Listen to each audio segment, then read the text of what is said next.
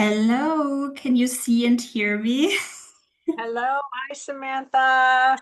Hello, thank you so much for taking the time and speaking with me. That's really kind. It's an important subject. I hope people can understand it more, and anything I can do to help that is wonderful. Yeah, absolutely. Like I told you already in the email, I'm basically doing a little bit of research. So for now, it's just to better understand the topic because I'm thinking about writing an article, but I'm not quite sure. I just need to explore first, and for instance, speaking to you and everything. So yes. So, but would it be okay if I record it? It's just Of for me and course, I my am too, so go for it. Okay, perfect. Maybe let me introduce me perhaps first. So I'm a journalist in Germany. I work for Funke Media Group, and it's more like a local newspaper, but we also do international news. And yeah, one of my topics is just topics about women, women's rights, Oh, and fantastic.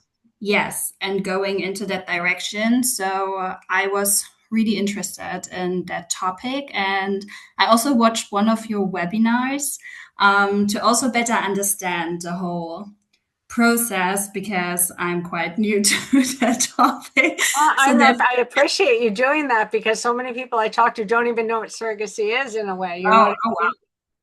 wow. Okay, no. So it was really interesting. So that helped me a lot to understand. So yeah, so that's why I reached out and I wanted to speak with you a little bit. Fantastic. Okay.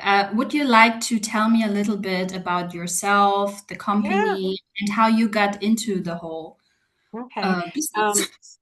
I am the founder of Delivering Dreams, and let's see, we started in 2007. I have been working in the former Soviet Union almost my whole life, Hmm. really since I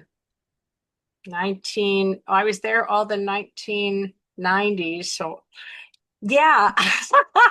So from Gorbachev time. Hmm. And that was in St. Petersburg and in Ukraine. And Hmm. at that point, I was doing developing real estate for foreign companies that were coming in. And I could not have children. Hmm. And so we decided to adopt from Ukraine. And when I was doing it, I saw a lot of foreigners being taken advantage of. Hmm. Like people would say, "Oh my goodness, there's a problem. You need to pay $3,000 more." And what can you do? Say, "Oh, okay, I'm gonna I'm gonna walk away from my child." Um, so I knew, just because we had a full team there and lawyers and everyone in our inside our business, that we could do it just so much better. Um, Hmm.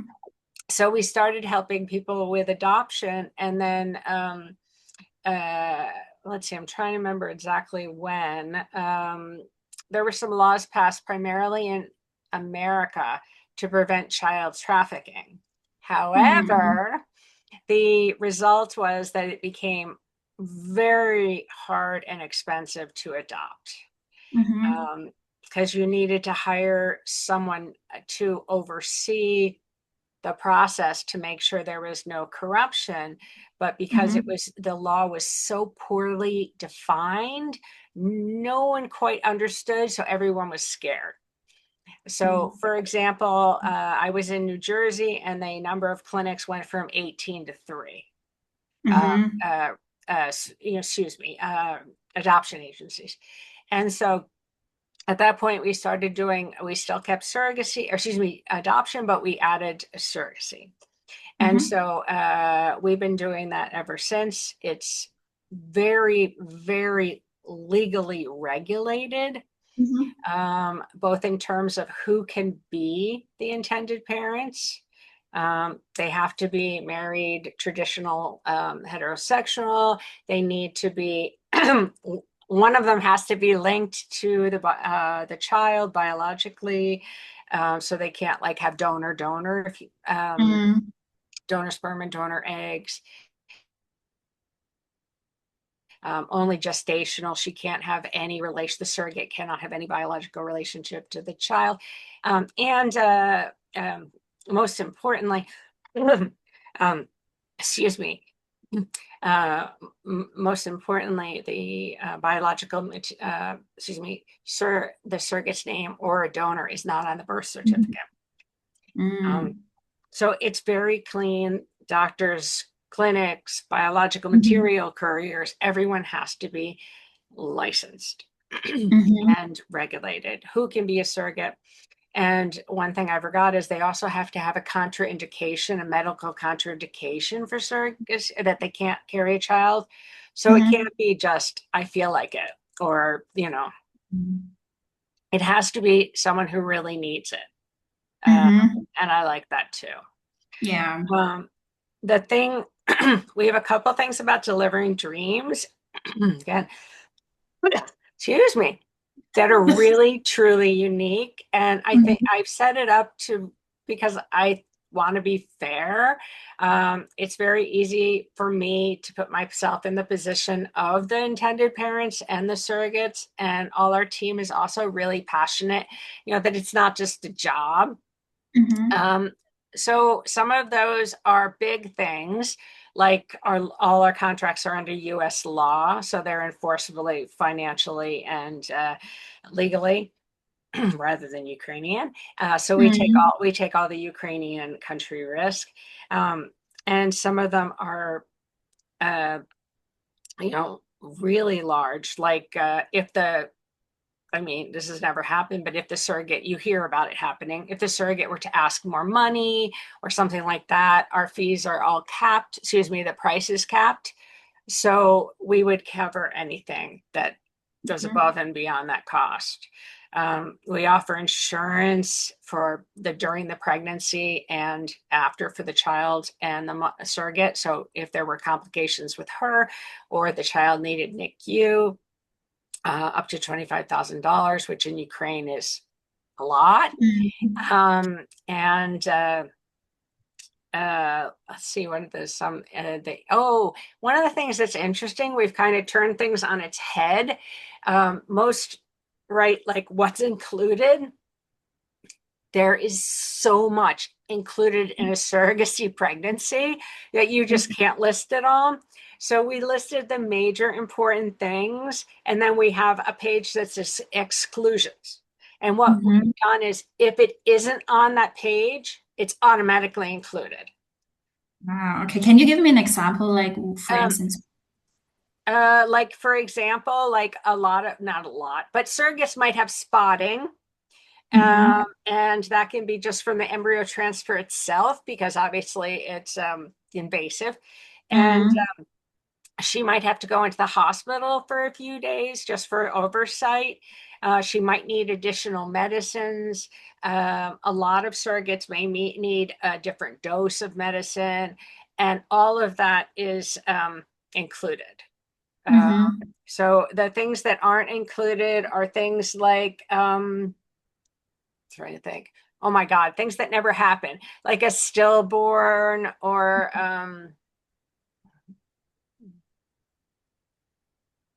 trying to think.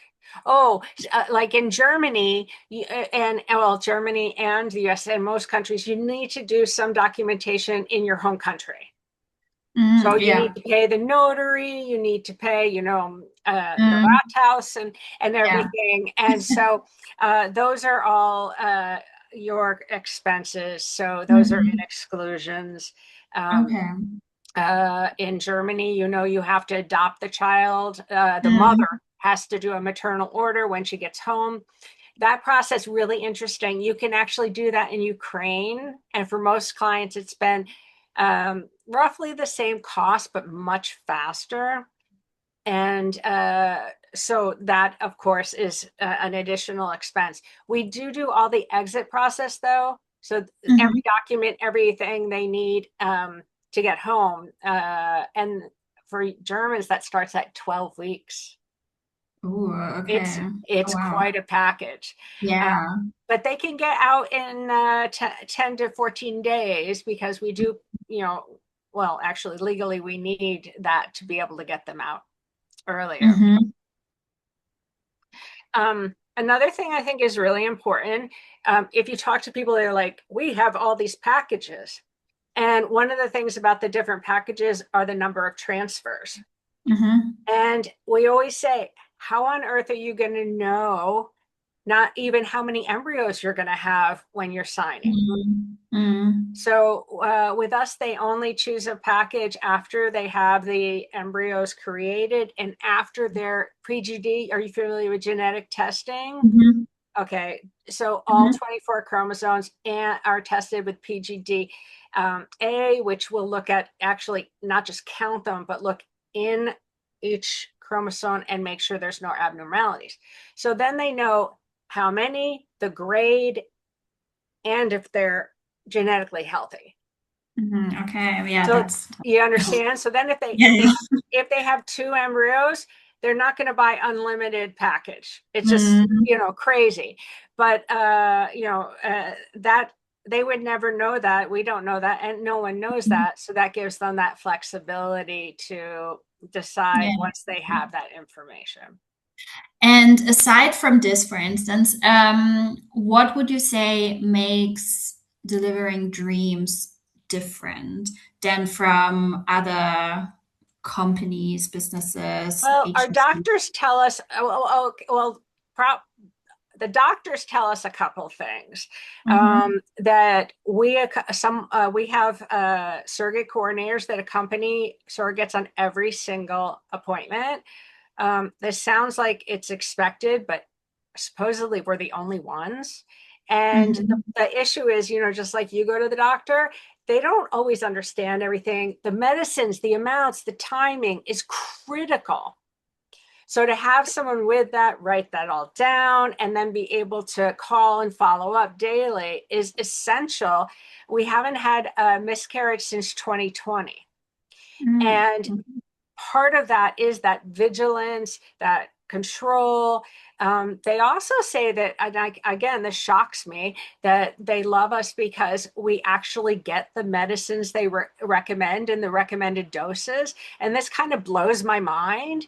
But they say, like, that's a place where people cut corners. Mm-hmm. And you see, no one on earth should be losing a pregnancy late in the term if they're taking everything correctly. Mm-hmm. The other thing is making sure your surrogates are um, good.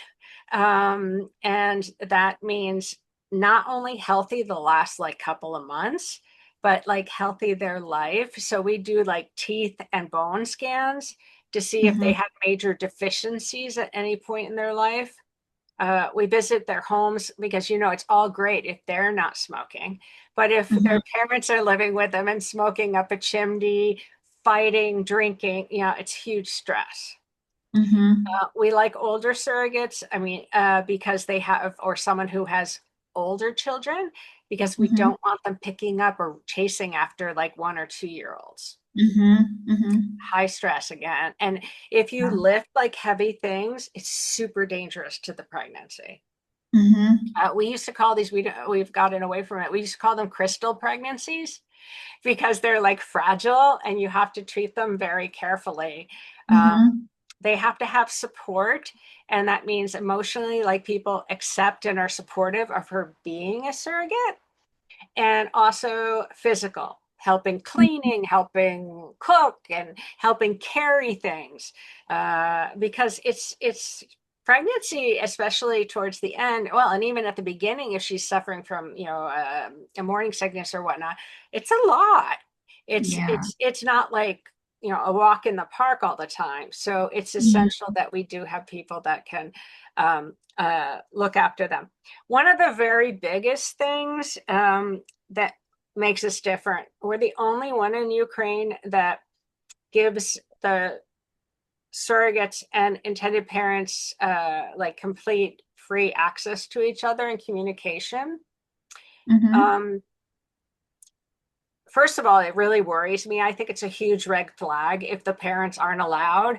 I mean, what are they hiding? We have great surrogates. They love what they do. They're proud of what they do, and they tell us when we ask them. And I can link you up with interviews.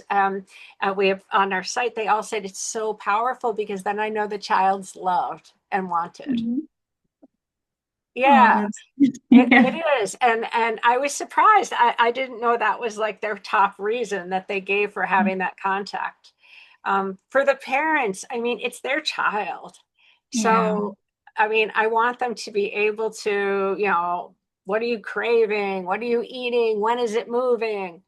But also, given the situation in Ukraine, I want them to be able to ask, do you feel safe? Is there anything going on there? Are you in it and you hear anything? La, la, la, la. Mhm. Because it's one thing for us to say, oh, it's a huge country. The war is over here. And there are lots of safe areas when you're outside of cities where there's no infrastructure, where there's Mhm. no military targets. But the news is the news, and it's not going to show little towns where they don't even have sirens. So this Mm. will give them additional assurance that it's not just us telling them that, especially when the news has really big things. The other thing is we're the other only agency that's independent. What I mean by that is all the other agencies are owned or controlled by a clinic. Mhm. And what happens is, and very few people understand this, is the clinic does the medical, but there's some things they can't do legally. They can't show pictures of the surrogate and can't show pictures of the donor, which are critical. Mhm. So an agency can. So what they all did is ran out and did agencies, right? So now there's X clinic and X agency, but sometimes they call themselves something else. So it's Mm. it's a little bit misleading. So when you're signing with a clinic, they make money on medicine and services. So Mhm. it's in their interest to have more of that. Okay. The other Yeah. thing is we know that the best embryologist, the best doctor who does transfers, the very best OBGYNs, and the very best birth doctors are not at the same clinic. I mean, Mm. you know this from Germany and the US. Yeah, it doesn't even make sense. Um, and so we want to be with the very best. And Mhm. this also means that it gives us flexibility. If someone has like a particular issue, we can move them to a different doctor. Mhm. I mean, we've done this in the past where we've had problems in management and the doctors have left for a different clinic, Oh. right? They do that around the world. And so Yeah. we just go, thank you very much. We're going, or so we're this doctor because we're direct Mhm. with the doctors. It also Mhm. gives us a huge safety because Mm. Yeah. because we're in Kiev, Zhytomyr, and Lviv. And we give you the choice of where you want to be born. And most people these days are want Lviv because it's an hour away from Poland. Mhm. Um, but before the war started, we moved all our surrogates to Lviv, and everyone just laughed at us. They were like, "Oh, there's not going to be a war, and it's so expensive, and you're just wasting money." We all know what happened. And then we didn't know what was happening. Like in March, it was really scary. No one knew. So we moved all our surrogates to Poland because we knew doctors that from Ukraine that were working there. So Mhm. we could do that when you heard about the stories with, a clinic that they couldn't move out of, Mhm. Lviv Mhm. because So we it were. was possible to actually. Oh, okay. You understand? So if Mhm. you're working with a clinic, it's like working with a hospital. It's bricks and mortar. It's a facility. Mhm. So Mm. you can't move. Yeah. But doctors and specialists, there are a number of them, the very best throughout the country. So like if Mhm. we give birth in Kiev or Lviv, they're still like we're going to the top doctors. Mhm. And we always make sure that we're working with like the top doctor versus like his assistants or things like that. um, Mhm. that's really critical. And we formed those relationships over, more than 10 years. So Mhm. um, that's, worked well for us. But it's hard for people to understand that difference. And some people feel like, oh, if I go directly to the clinic, it's going to be cheaper. But what we see again and again and again, and we have a number of German clients, in fact, that have gone first to one and then have gone with us. Mhm. And, they say it's night and day because those people, like when we move them close to the birth hospital, we give them their own apartment and we want them to move with their family. Why? It's super stressful to be away from your family for 8 weeks and Yeah. all by yourself in a city you've never been in. And that affects the child. Mhm. So we want them calm and relaxed and happy. And Mhm. most of those facilities have dormitories where they put like tons of surrogates together. They're all by themselves, no count, nothing. And it's lonely and stressful. Yeah. Um, we have a surrogate, and I can give you the links on to our surrogate interviews. She did one program and they put her in an apartment like with 5 different rooms with 5 different surrogates, and they had their children and husbands with them. Oh, And wow. she said it was a nightmare. They had Yeah. one kitchen and one bathroom. Ah, oh, And wow. she was just like, oh, she said it was horrible. Mhm. And so Mhm. she said it was just so stressful and horrible. And she had an earlier birth. And I Mhm. think you can't prove these things, right? But I think Mhm. that being unhappy, being under stress, all of that affects the pregnancy and the safety of the pregnancy. Yeah, definitely. Yeah. Can you tell me a little bit more about the surrogate mothers? Because I would be Mhm. interested, what is usually their background and also what is their reason to become a surrogate? Well, our background is that they have to have been healthy for Mhm. their whole life. So we do these scans and everything. Because the medicine there is so much cheaper than everywhere, Europe and America, Mhm. we're able to do much more testing. So we can do things like mammograms, pap smears, all these tests, just to make sure that they don't have something that would later on or would grow into an issue. Mhm. Um, we only take surrogates from central and western Ukraine. Mhm. Now there are still people that are taking from the east. However, it is much more dangerous, much more stressful, etc. And we had one of these clients that had one program, and he asked them to move someone who is like in a very dangerous place, and they said no. Mhm. And he reached out to me and he said, can you move them? I said, I can't, like, we can't interfere with another clinic's, you know what I mean? Mhm. How can we do that? We can't Yeah. just say, oh, we're going in there and physically moving her. So um so they can pay them a lot less money. Mhm. But um and for health and education. We think education is really important because of the timing of the medicine. It's very sophisticated, and to understand their obligations and the importance of what they're doing, Mhm. which is why we don't like 22-year-olds.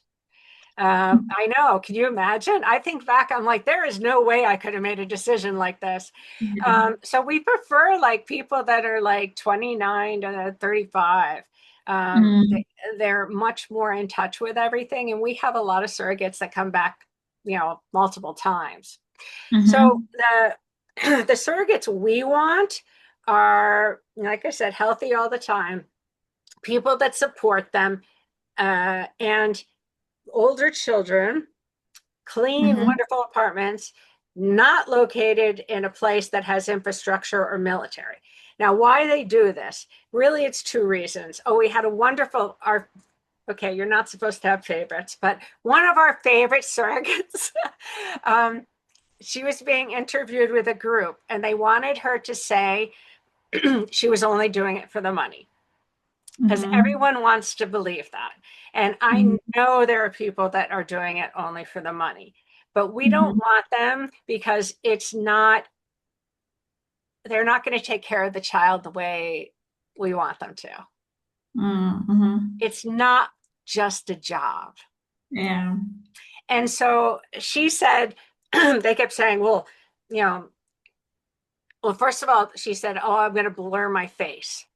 And everyone's like, oh, why do you blur your face? And we say, how many intended parents want to be on the internet for the rest of their life and their child's life and everyone's life saying that they did surrogacy? Very Mhm. few. Mhm. And I mean, especially older generation, they don't understand what it is. And I Mhm. remember when we adopted, and it was only like, 15 years ago, people were saying, oh, don't tell him he's adopted, Mhm. because the stigma, Yeah. it's like crazy. And some, people don't understand that it's really their child. So Mhm. in any case, we want people that want to do it to help. So as Mhm. Tanya was listening to this woman interviewing me and saying again and again and again, well, they do it for the money, they do it for the money, they do it for the money.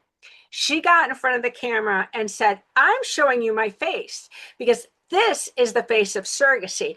This is my name. This is where I live. I work for the government in this organization. And we're like, and and she says other people can do the amazing things with technology and biology and solve diseases. Other people can volunteer and do this and this. This is something I'm healthy and I can do to make people happy and make the world a better place. And Mhm. that is why I do it, and it gives me great joy. And they were like, and then they asked, well, what would you do for income if you didn't have this? She goes, I'm only taking a maternity leave. They're all dying to have me back.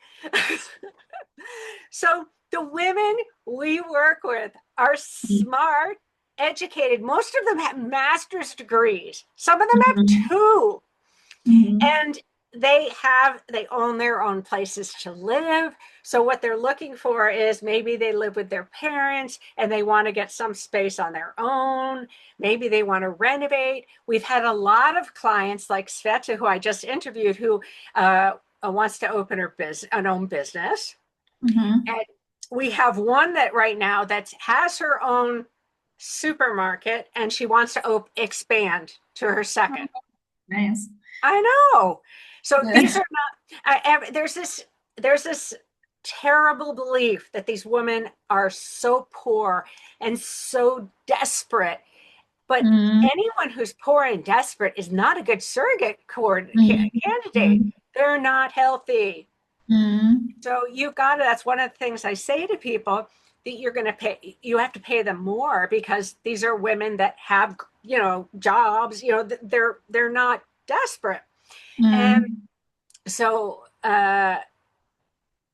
it's this is a terrible comparison, but if you're getting renovated your house, would you go with the very lowest quote possible if it's like substantially? Do you want it done right, or do you want to fall apart? And this is your child. It's not Wow. something you're going to sell in 20 years like Mhm. your house. And it's an investment over, I hope, like 90 or 100 years. Mhm. And what we've seen come up is conditions after 3 years, if the surrogate mother, has been less qualified. That, someone, Mhm. because we will turn down surrogates and sometimes they write them and say, oh, but I'm in another program. And we're like, God bless, because we don't think you're qualified enough. And Mhm. but so it's a choice. They want to make the world better. They want to help. One woman said, oh yeah, um, she's a single mother. I think her husband might have died in the war. I can't remember. But she said, my daughter, this was an interview again from New York Times, I think. Anyway, Mhm. she said, my daughter is my soul. And I Mhm. can't imagine a couple living without that. And I was just like, she's Yeah. like, she's like, I'm giving them something extraordinary.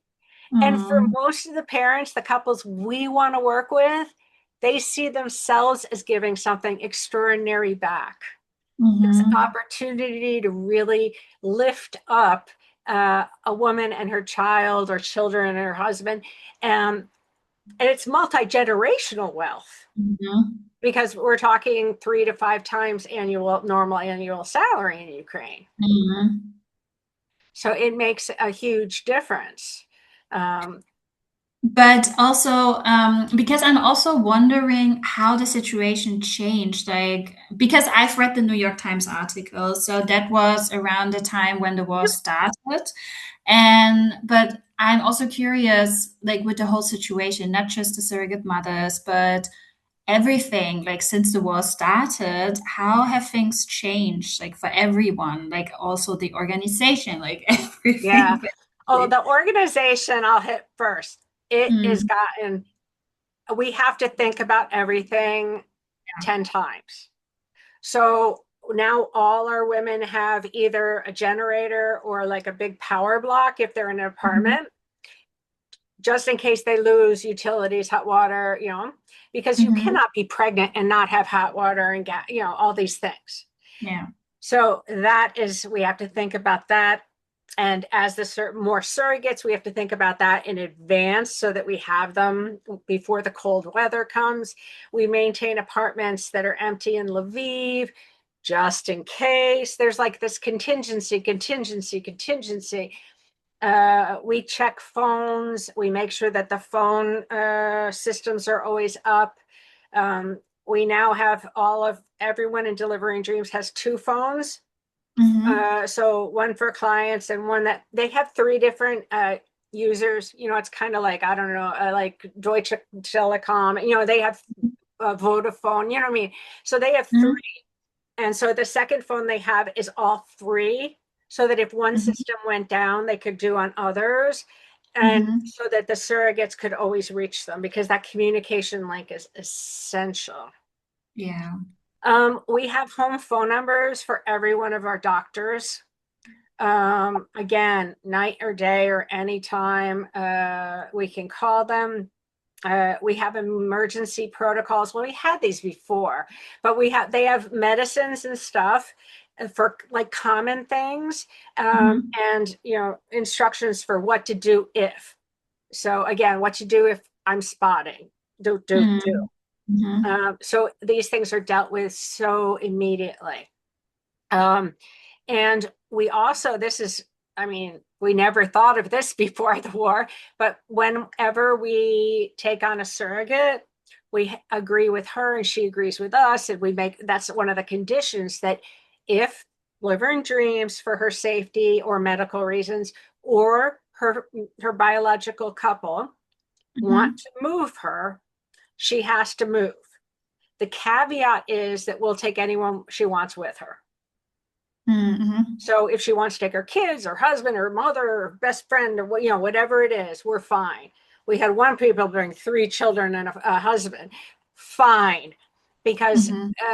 again, we're moving them. We've had people move them to Zhytomyr, move to Lviv. Right now, no one's moved. We've had some people leave them in Slovakia or Poland until the birth, but that's not right now. Mhm. Primarily because we've been working so hard to keep them in, safer areas, which are basically little Yeah. places. Yeah. Um, One of my staff loves to joke, there's more cows than people. Yeah. So he's like, yes, strategic cows. So it's like, that's been a thing. So all those things have added like a lot of costs, quite frankly, but they've kept our surrogates and children totally safe. Okay. We then recommend to our couples coming in facilities that are, apartment blocks or hotels that have, Mhm. again, generators and uh, bomb shelters just in Mhm. case. We tell everyone, even though Ukrainians never do it, to go to the bomb shelter when there's an alarm. But the thing with sirens over there is a lot of the sirens, if something takes off in Russia or Belarus, even if it doesn't cross the border, they do a siren. Okay. So there, I mean, in Lviv, there's very few sirens, but in sometimes, you can have a day when there's five, but nothing Mm, happens. So mhm, they have groups on Telegram that mhm, say this is crazy, but where it entered, where it's going, they trace everything. So then mm, oh my goodness, it's a drone. So you can mhm, actually take action. mhm, And so then if something's happening, like if a family in Zhytomyr, for example, or surrogate, then we can call her and say, and we've also taught them how to use the apps and say, okay, bomb shelter, you know, mhm, so that's super important. Also for storing the biological material, eggs, mhm. sperm, and embryos, we want to make sure that that's underground now, True. and backup generators Mhm, and power sources. The same mhm, for hospitals, but particularly our maternity hospitals, because I mean, we haven't had any, if anyone needed afterbirth care, we want to make sure it's never interrupted. mm, Now, there's definitely less women in the country because so many, over 2 million people, Ukrainians left. yeah. So 10 million, what am I, 10 million? So there's less women, which means there's less potential surrogates and less donors. So in Mm, that case, the industry has changed. We are now paying more than we ever have. We're paying, I believe, $25,000 for a unexperienced surrogate and 26 if it's someone who has done it before. Um, mhm. uh, so that gives you a little idea Yeah, of, that of, changes. of what it is. Yeah, I mean, But I also, because what I recently read, and I was quite surprised, was that the Ukraine's parliament is considering a bill that would yeah, basically introduce stricter oversight of the surrogacy industry and then ban access for foreigners. yes. So I was quite surprised. So I was Well, wondering. what's really, really, really missing from this dialogue is perspective. Mhm, Over the last 15, 10 years, they have already put a law like this in place, put it up, written it, um, mhm, and sent it. Actually, I'm not even, I think it's like this one, it didn't even go to Parliament. Anyway, in 2011, 2020, and 2023. mhm, Yes, they put these up. They wrote out these laws for consideration, and they banned surrogacy for foreigners. This mhm, one was written in August of 2025, so mhm, almost a year ago. It also has never come up for discussion. mhm, Now, the big difference between this one and the others is that this one affects Ukrainians mhm. significantly. Let me just get my notes so I actually, for one thing, they can't export their biological material. So if they had embryos, so say they created embryos, but were waiting till they were, a little older, husband died, they went to Poland. They Mhm. can't export them for the time of martial law plus 3 years. Okay. Uh-huh. They Yeah. can't, women can't adopt embryos. So if it's a sperm and eggs, she can't have eggs for whatever reason. A lot of women are fighting in the war. In any case, they can't do that any longer. Um, Mhm. and the biggest reason we're kind of all, I don't want to say enjoying because that's not what we do, but the main reason they're saying, oh, yes, this is critical, that donors cannot be paid. And Ah, it is going to, no one's going to be a donor because yeah. it's very, it's a lot of hormones. It's a lot to go through. It's an invasive procedure. And so they're going to end up being like family members or friends. It's going to be very hard to do that. Just want to go through yeah, no donors, no biological material. And what they're doing is, the reason they're saying they want to do this is to offer more access to Ukrainians for assisted reproductive technology, which would be Mm-hmm. exactly what would happen, because 95% of art that's happening now is foreigners. Mm-hmm. So if the foreigners left, um, there almost wouldn't be an industry. So what you'd Yeah. see is the best doctors, the best everyone would just literally migrate. So in Mm-hmm. addition to being a major brain drain, they would no longer have the services at all. Mm-hmm. Um, and then they say, and this shows a complete lack of understanding about surrogacy. They said, well, surrogacy, we want to ban for foreigners because the babies should be staying here and not going abroad. But Mm-hmm. they're not Ukrainian babies. Yeah. So, yeah. And they also mentioned that they're worried about child welfare and abandonment issues, but the law doesn't address those. There's Mm-hmm. a second draft law, and these are only drafts, that was put Mm-hmm. forward by the it's not just surrogacy, but reproductive medicine group, agencies, doctors, everyone involved, lawyers. And they're trying to really address potential frauds, address, all the issues. So they want DNA tests done Mm-hmm. of the child and the parents to make sure that everything is right.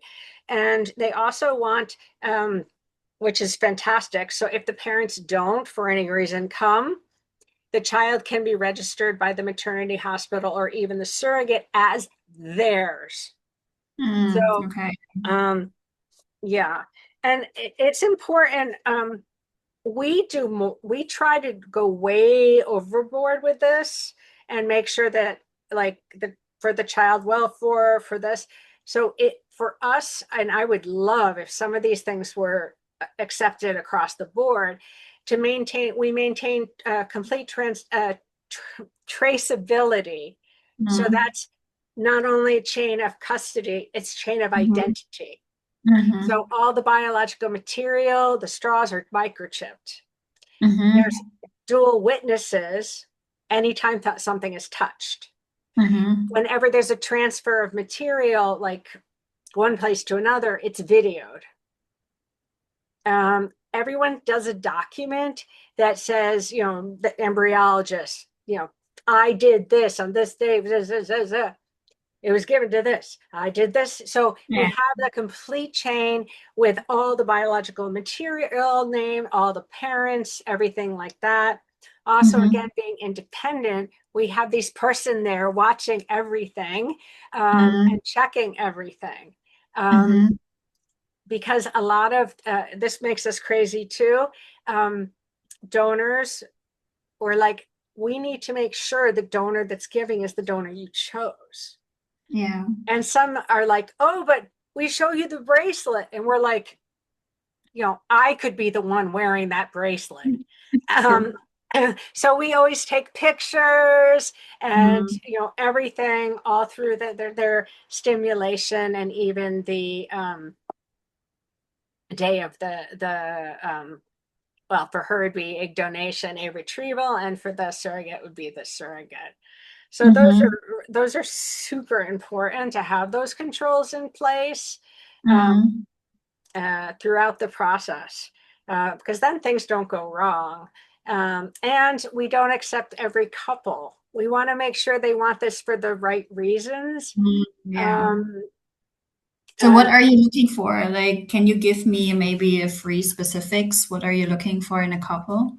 we're looking for people. I mean, this sounds so silly, but people that really want a child and that Mm-hmm. have tried. Mm-hmm. We have couples that are like, oh, we really want a child, and we're like, okay, how long have you been doing, tell us your Mm-hmm. your history. And Mm-hmm. most people, it's like, we've been to five, IVF, or excuse me, five specialists. We've had 2 operations. I've had people that have had 14 IVF. Oh, wow. I mean, that's becoming in the I was going to say old days, but 10 years ago, you saw people with 3. Now you're Mm-hmm. seeing 9. I mean, it's as a regular amount. And you know how hard that is to go through physically, mentally, emotionally. Mm-hmm. Those people are going to be the best parents ever because they would, go all across the world. They would do Mm-hmm. all this, to have a child. The Mm-hmm. people we are uncomfortable with is the people that say, I'm looking for the cheapest program. Mm, yeah. The people that never read a contract, because we Mm-hmm. really, their obligations, our obligations are really, the surrogates' obligations are really important. And Mm-hmm. we want them to take it seriously. Um, we want people that are not filling a void or doing anything we consider unethical, like using a family member's donor eggs, that so that there might be some kind of relation. We don't want like a child that has died, that they want another one because something has Mm-hmm. happened to a child. Mm-hmm. Um, we don't want someone who's, you know, immediately suffered a loss, no matter what it is, Mm-hmm. and wants a child tomorrow. Mm-hmm. We want them to be in a right place for it. And I know we're not experts, but just like we have to have a good feeling about our surrogates, because we're going to work with them we're going to work with surrogates for 18 months. We're going to work with a couple for a minimum of 12 to 15. We want Mm-hmm. these to be a good, pair. We don't want someone just like the surrogates, hysteric, because we want them to be really happy, good parents. Um, I would love, and I know this is, everyone else will be kind of upset with this, but when you adopt, you have to do a home study. And they to ask you Mm-hmm. about, your insurance, your parking tickets, all this stuff. And I know, because I went through it twice, because it took us 5 years to adopt, that it's really comprehensive and it's really intrusive. They come to your house.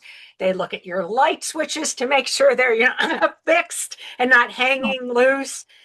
They make sure that if you have medicines in the house, they're not reachable. I mean, it's a Mm-hmm. lot. Yeah. Fire alarms, carbon dioxide, all that. Mm-hmm. Um, but it is a reassurance that someone out Mm-hmm. there really checked. Um, Mm-hmm. True.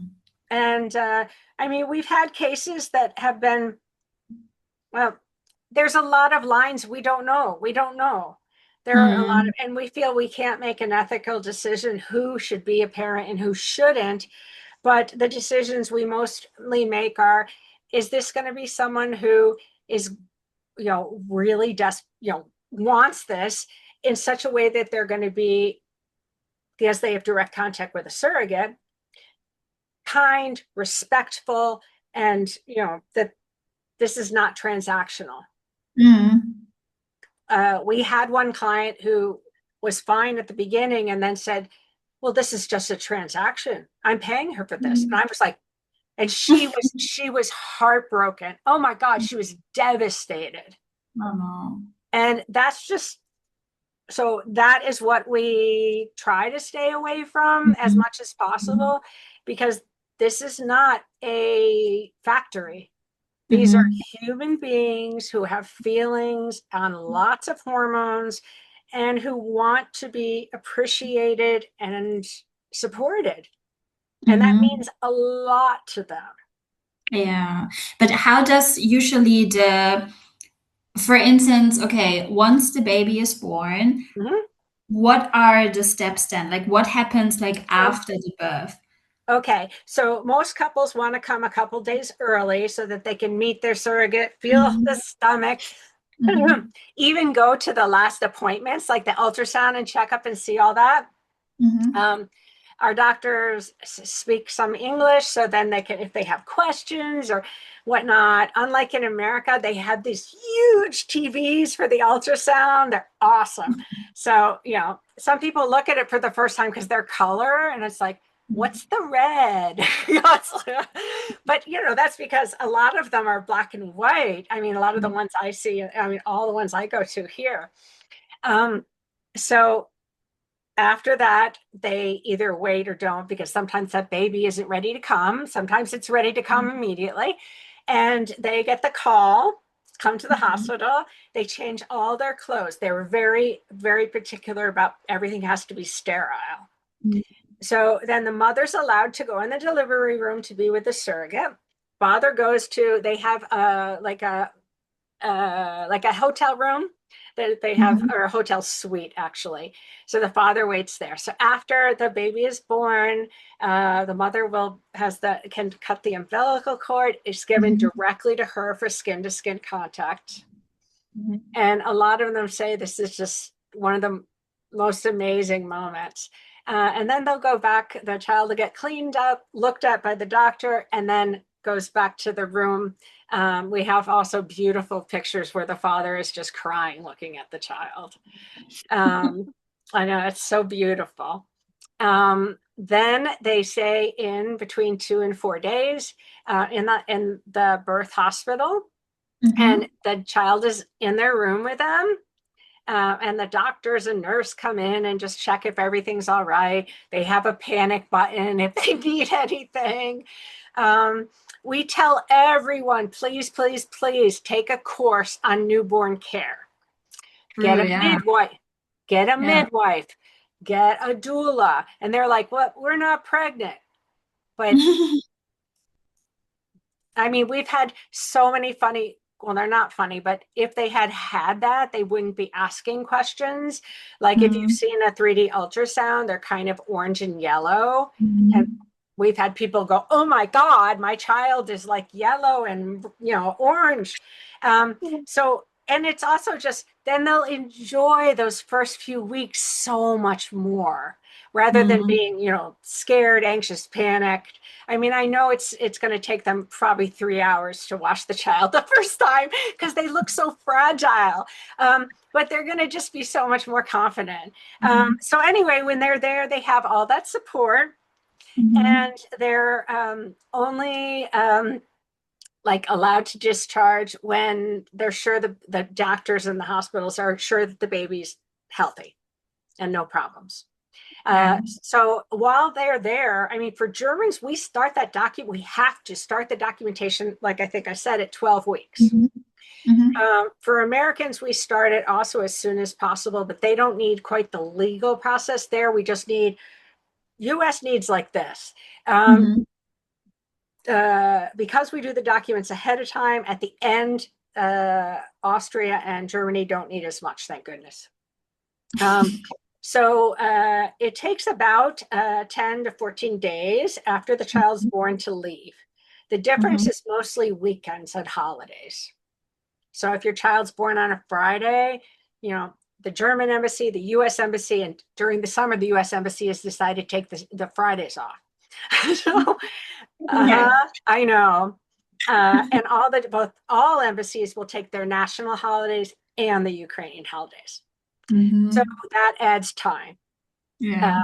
And I just met with a couple, and they said, "Oh, but we'd love to spend some time there enjoying it after the child's born."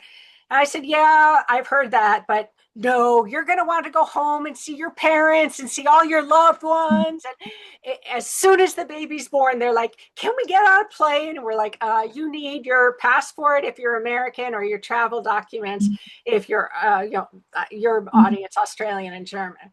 Mhm. Everyone needs their documents to leave. And so there's a couple key documents we cannot do until the child's born. Number one, the Mhm. birth certificate. Yeah. Um, so we have to do the birth certificate. It needs to be translated. notarize all that, and we need your passports. We have found ways by doing all L documents as much as possible, as fast as possible, because we think ahead and get as much done in advance. But still, it needs to be done, and everything has to be perfect.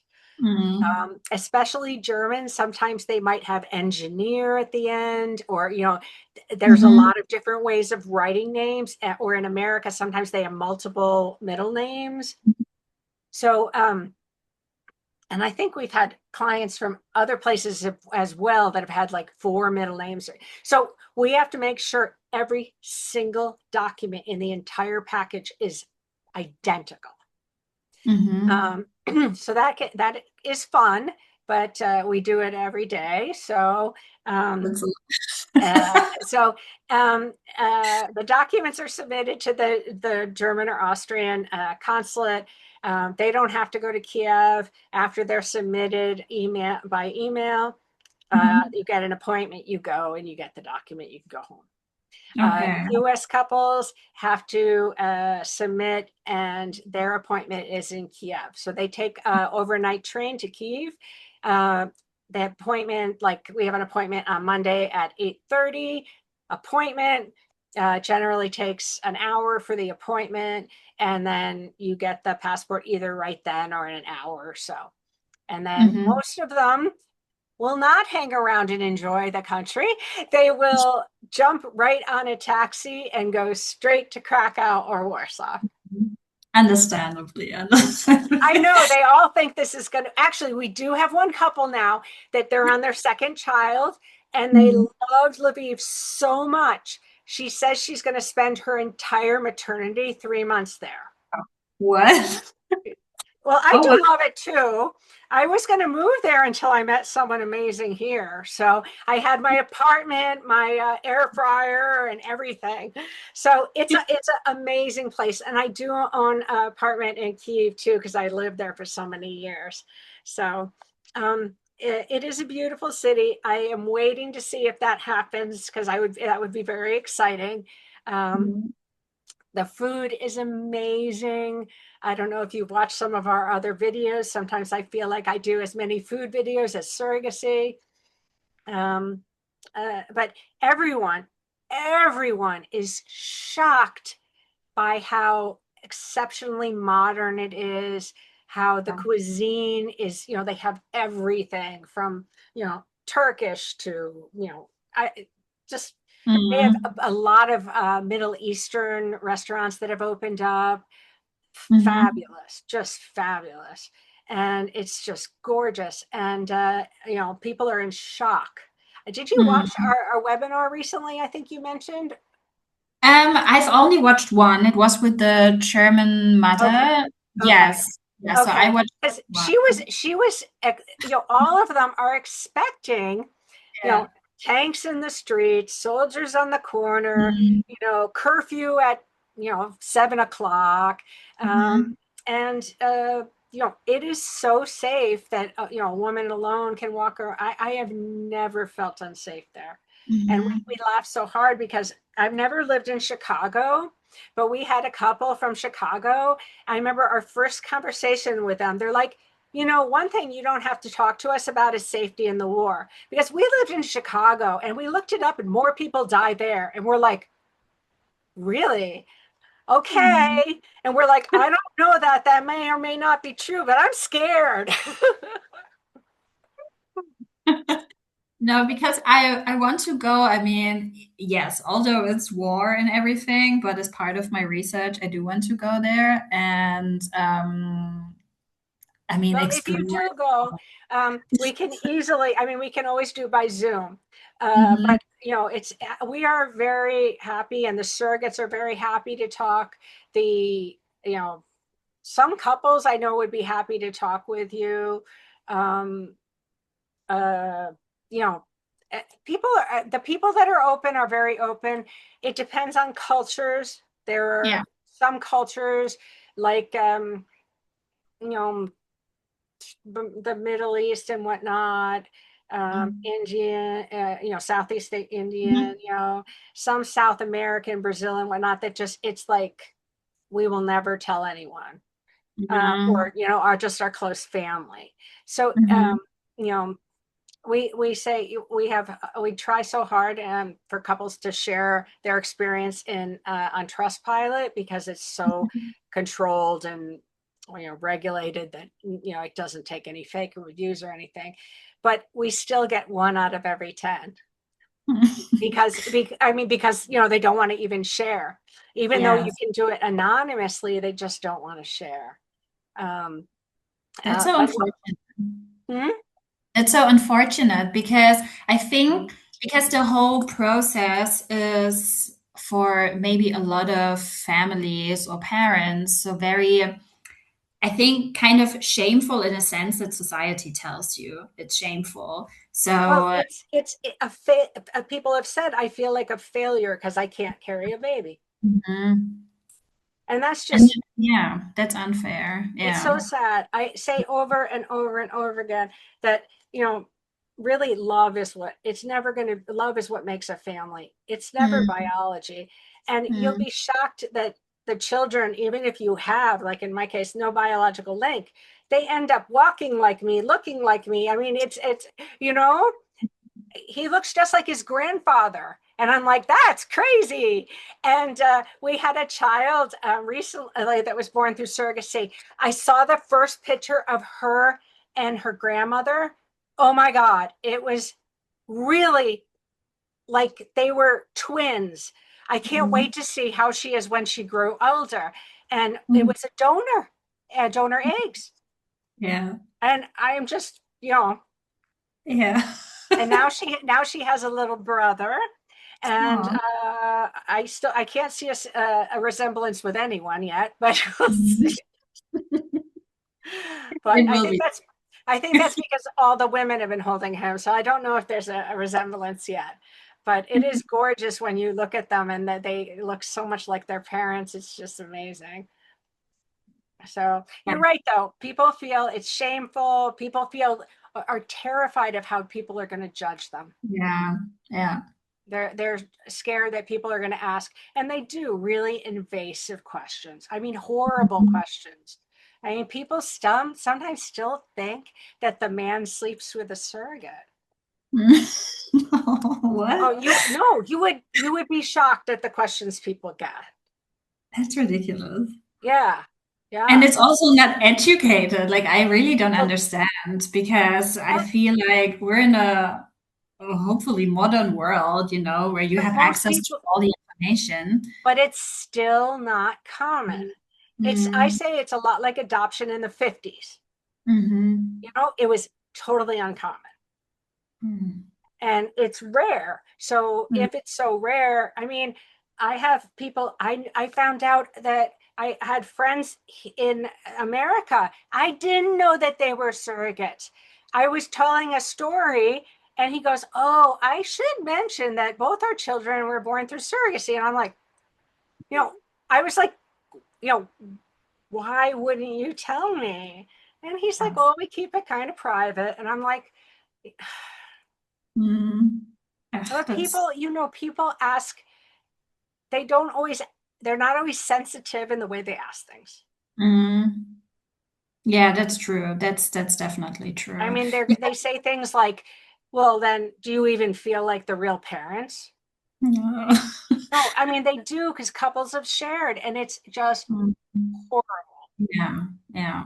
And I hope that every year, and I have seen this every year, it seems to be getting better. Uh, Mm. but there's still a long way to go. And like I said, with some cultures, there's a very long way to Yeah, yeah. go. Yeah, I know.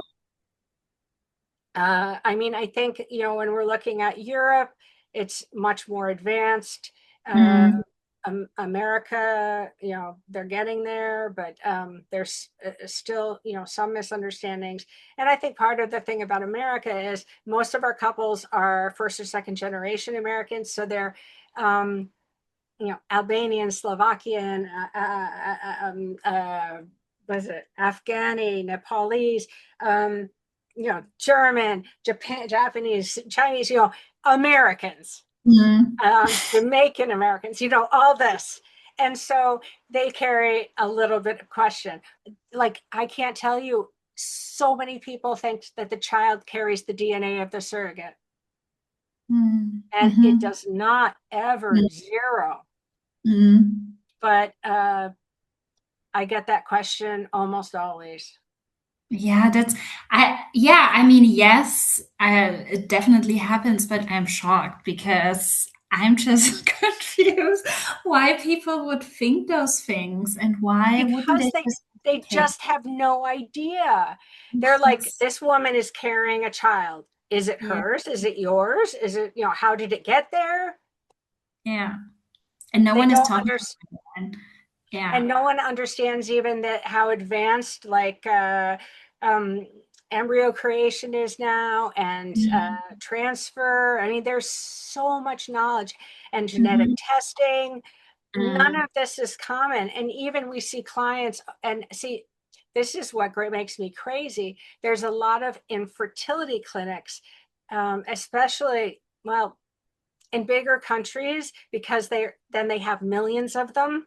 So Mm-hmm. there's not the high concentration of experience that we have in some countries of the world, where they only have, like, I don't know, 10 or so really world class facilities. So there is a lot of misleading information, even to parents. Like, a lot of couples have paid a lot of money for genetic testing of the embryos, and they only did PGDT, which counts the chromosomes. And I'm Mm-hmm. like, okay, Mm-hmm. yay, you have enough chromosomes, and it rules out some syndromes, but you Mm-hmm. don't know if there's any abnormalities within the chromosomes. Yeah. And the people are shocked. They're like, well, they said that it was, they said. And it's really misleading. And Yeah. I think it's because they're so profit driven. Mm-hmm. And Yeah. I think that's why they say, oh, but if you do another IVF cycle, maybe if you do another IVF cycle, if you do another IVF cycle. I'm telling everyone, if you've done 2 IVF cycles with someone, or even one, you go and get tons of second opinions. Because, Mm-hmm. it's not that they haven't done it badly, but Mm-hmm. you're going to learn so much more and be able to ask the right questions. Mm-hmm. And you're Yeah. going to see, I can't tell you how many couples have said, oh, we did 5 IVF, and then we went to another clinic and they diagnosed us as having lupus, or, some terrible. It doesn't, those diseases don't just, you know, Yeah. Yes. so it's, it's really wrong that they hadn't really dug in and understood before they went through, excuse me, the Mm-hmm. doctors, not the, Mm-hmm. but it's almost left up to the patients Mm-hmm. to do that work. Um, Yeah. and that's sad. And I think it's a real deficiency of infertility sector. Um, and what we've done to kind of go around that, or to, I don't know, meet that need, is when clients come to us, we ask to see their sperm tests. And if they're using their own eggs, we'll give them a number of tests to do. And then we'll be able to see how many potential eggs she can give, because we're Mhm. like, look, then we can give her the choice. We can say, you may have 1 or 2 eggs. Mhm. Do you want to go through this or not? Mhm. Because the chances are then how many are going to be fertilized, Yeah.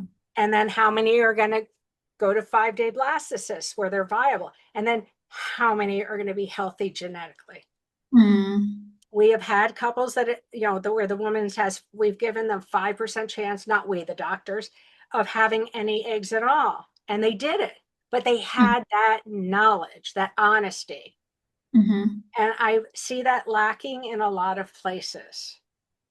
And Yeah. that's sad, because I think it's taking a lot of money from people. It's Mhm. taking a lot of hope, and it's so hard emotionally on their relationship, Mhm. physically. I mean, it's brutal. Mhm. And I wish that's something the whole world could improve on. Um, And then we give them information on their sperm too. And that's helpful for them in terms of how many donations to make. So Yeah. we've had couples that, and this is interesting, sperm quality has gone down drastically. Mm. Drastically. Yeah. We used Yeah. to we used to need like one sample or two. Mm. We've had people that have given like seven. Oh, wow. Mm-hmm. We've had that you collect them in straws. We've had clients that have sent 20 to 30 straws, and we've needed to thaw six just to get enough, because we're using ICSI, so we're finding, the best sperm, six straws just to fertilize. Oh, okay, We've had okay. many, many people that have 99% of their sperm Mm-hmm. literally dead. Mm-hmm. I Oh, wish I could that's, understand it. It's yeah. been publicized in a lot of, I think The Economist had a huge article, but no one really knows because there's, not a lot of data. All we can do is test that it's, we can Mm-hmm. test that it's going down, but we don't know the reasons. So they could be everything from stress, telephones, heat. I yelled at all Mm-hmm. my people to not put their computers on their lap. Yeah. Um, so, oh, the food and the chemicals they put in food. I don't know. Or maybe it's a little bit of everything. Yeah, I think so. Yeah, because I also heard the same story that the quality of sperm is just decreasing, and it might be like a little bit of everything, and also people just not really taking care of themselves. So that's problematic. Um, but yes, so anyway, I wanted to also ask, and I mean, you also mentioned it, would it be possible for you to perhaps connect me with surrogate mothers or intended parents? Would that be possible for me to Yeah, speak? I mean, I would definitely think it would be more comfortable for them if you're a little further on in the journey, just Hmm. because we kind of hate to like bother them a lot of times. Hmm. But yes, absolutely, Hmm. Okay. Um, absolutely. okay, perfect. So I then just I, when you're more advanced and you say, okay, I'm ready Mhm. to go, then Mhm. I'll definitely, it's without a doubt, because they're really proud, and the families that are willing to talk, they want to educate. You know what That's I good. mean? They're in that Yes. position where they're like, this is great. This is a miracle for us. Hmm. It could be for you. Let us share. Hmm. Perfect. Yes. Okay. So then I would just I will get back to you, Okay. and yes, and would And you then have reach. in my email, it has my number, which is also WhatsApp. So if you want to shoot me anything at any time, if you have a little question or something, please go ahead. Okay, perfect. Yes. So, and also maybe one last question. Do you know, or would there be like anyone you would say like I should talk to? Like it doesn't have to be like within delivering dreams, but maybe Um, also outside. Would you recommend someone um, I should? yeah, I could recommend, would recommend like a lawyer. I'm not sure the doctors would take a lot of time. I mean, all these people you've got to know are like they're really super busy. So that's why I say, just, be Mm-hmm. mindful of their time. And I mean, for me, this is an opportunity to educate, which is, Mm, like the parents want to do, about how amazing it would be for the people that don't even know it exists. yeah, true. And because it's, significantly at least half less Mm-hmm. expensive than in US, and, many countries you can't even do it Mm-hmm. in. So yes, let's see. Let me think on that. But I think really surrogates and parents are the most important. Mm-hmm. Um, Doctors, I think, I'm not sure you're going to kind of learn anything from them. Um, I think the lawyers, especially those that work, in your case with Germany, I think are very interesting. And I know one who has, a really good, she's really a wonderful person, and she'd be very interesting for you too. Mm-hmm. Okay, perfect. And Yes. So I'll keep thinking on that. that would be, yeah, that would be nice. And I will text you or reach out to you once I'm further in my research and Definitely. know a little bit more. And also, maybe one last question. Where are you located right now? I didn't quite get that. This moment I'm in Boston. I go back and forth. So Yeah. I go every other month there. I spend Okay. time. I try to go for the baby booms. They seem to be kind of like the moon. They all kind of so even though we take on 4 or so clients a month, sometimes Hmm. they all want to be born at the same time. The ones from the month before will wait a little. The month for us, they so Hmm. Okay. Okay, perfect. Yes. So thank you so much for your time and your okay. openness to share And do you everything. want me to? I'll send you some links with the surrogate Yes. interviews, parent Yeah. interviews, Mhm. and just in general. Our YouTube also has like all sorts of things in Yeah. Lviv and Kiev, so Hmm. you can catch up. There's also a lot of. I did a big myths breaking down myths of surrogacy section, which went on for about 4 months, which is kind of scary, right? So that would be distressful but interesting. Hmm. Okay, perfect. I'll look into that. All Okay. right. It's Okay. nice meeting you. You too. Have a Have a great nice night. day. Bye. Bye.